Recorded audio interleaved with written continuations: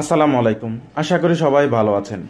বিপদে ধৈর্য ধারণ করা মুমিন মুসলমানের অন্যতম একটা বৈশিষ্ট্য।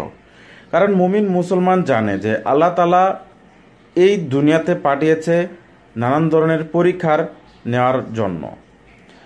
পরীক্ষা নেওয়ার অন্যতম পদ্ধতি হলো বিপদ আপদ পাঠানো, যেটা বিপদ আপদের মাধ্যমে বান্দার পরীক্ষার মান যাচাই করা হয়।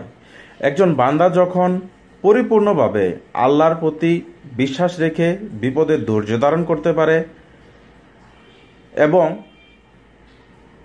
সততার সাথে যদি বিপদটা মোকাবেলা করতে পারে, তাহলে তার শেষ পর্যন্ত সফলতার হাসি সেই হাসতে পারবে।